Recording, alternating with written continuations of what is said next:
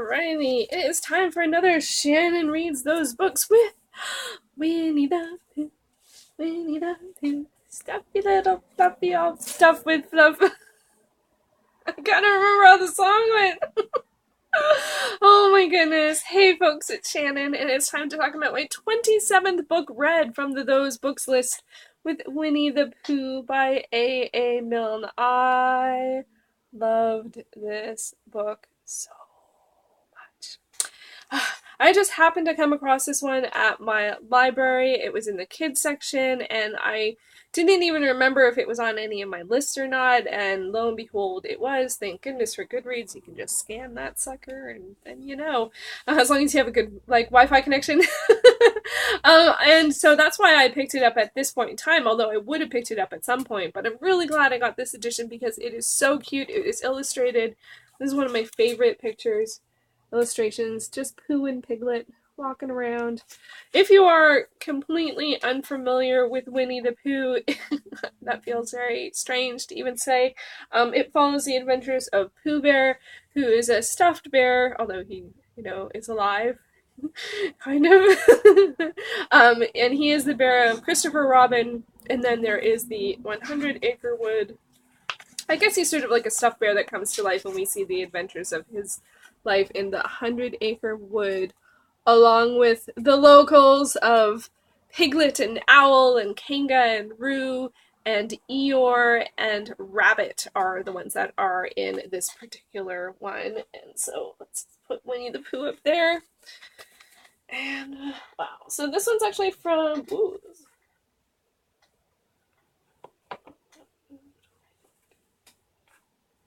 This one's actually from 1926. It is an illustrated edition, and it makes the list for being number 7 on the BBC Big Read, and I'm not surprised. I'm not surprised that it's that high, and I'm not surprised that it's the BBC Big Read, that's the one that's on, because there is this sweetness and lovely slowness of the stories and just wonderful characters, and I just I'm not surprised. I'm not surprised that it was a British list that it was on. But it was the only list. It was the only list. Maybe I don't think there's a lot of kids books on some of the other lists other than sort of like Alice in Wonderland. I don't know, that might have been just the BBC list. Anyway, that aside, I have always actually loved Pooh Bear, and I actually went and found and did not realize that I actually do have a Winnie the Pooh book from when I was a kid. See how. And this is Winnie the Pooh and the Tight Squeeze, and it is a wonderful, although very battered at this point, kids book. It's a golden book. This is actually one of the 3 books that I kept from when I was a kid. Oh my god, it is too big! I'm gonna have to lean it. And this story of a tight squeeze is actually in this edition of Winnie the Pooh, which has about 10 stories in it. So it's all short stories. It was just delightful to read because I could just, if I was having a tough day, I could just open the book and just read, figure out what trouble Pooh had gotten into, whether or not it was, trying to think of a birthday present for Eeyore or getting stuck in Rabbit's doorway because he eats too much honey. There is just a sweetness of Pooh Bear, and he's a little not so smart, and gets very distracted, and always wants some honey, and there's just a wonderful lightness in the story. I enjoyed it so much. It was what I was expecting, but it was more than I expected. I didn't expect to really just sink into the stories. I've always been a fan of Pooh, but I didn't, and I have childhood memories of it. Actually, my sister Jamie said that she recently found one of the read-along stories, which is where you have a record, it was a 45, and you listen to the story, and it makes a particular sound, and you turn the page. Now, that's not this Winnie the Pooh book. They tend to be smaller paperbacks. not paperbacks, like smaller books, and with the record in the back. So that's definitely, I think that one was The Blustery Day, which isn't actually a part of this one. And the only thing I didn't like about this particular book was that there's no Tigger yet. There is no Tigger yet, and I love Tigger, but I know that I've seen, with Tigger, he's so bouncy, and I can hear the sound of him bouncing around. So maybe he's in The Blustery Day. It's such a great character. He's so enthusiastic, and that's one of the things that's nice about the story. Like, Pooh Bear is just, he's very absent-minded and but very, you know, but he's still very friendly. And then Piglet's a little more like anxious and like runs around a little bit, and Rabbit's actually really anxious. And then you have wise old Owl who knows things, and Kanga and Roo, who I just love. I just love Kangaroo. And Eeyore is one of my favorite characters, a grumpy old Eeyore who just loses his way and doesn't never wants to do anything and thinks everyone's forgotten him. And for me, I think as I talk about it, one of the things I enjoy about it is the pacing. It's much more relaxed than a lot of the books that I read.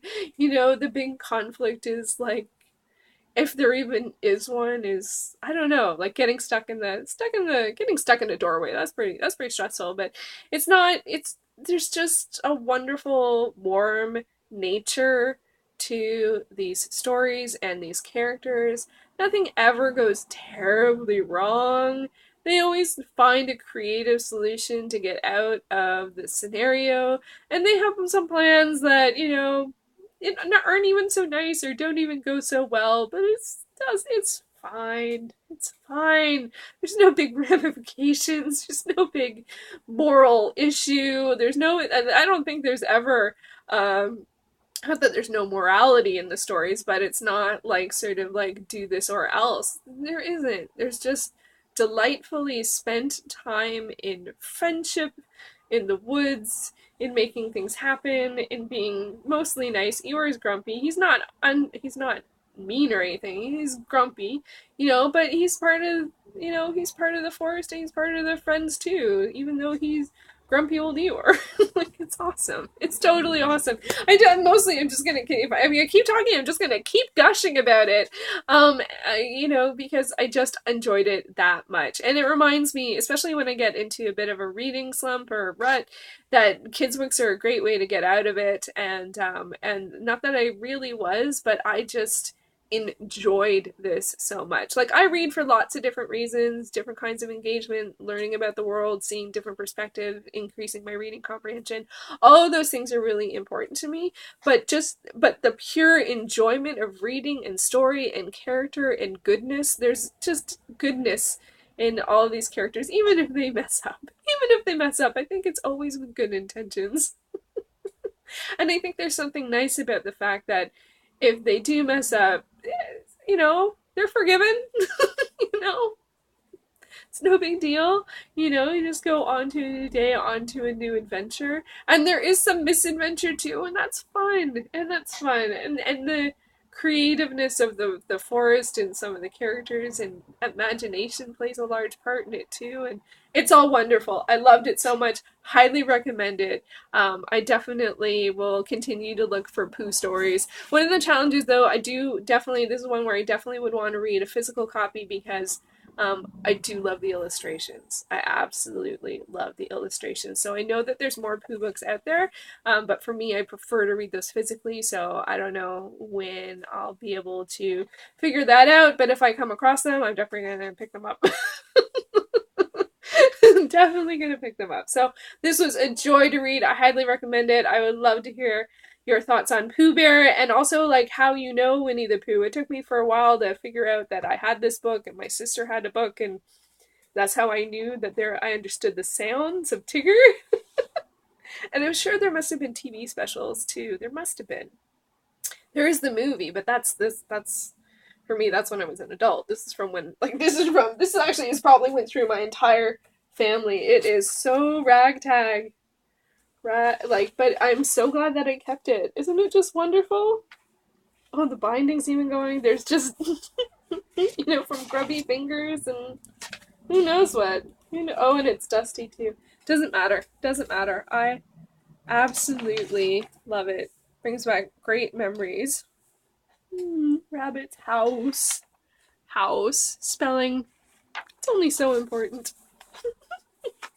Alright, there you go. Winnie the Pooh.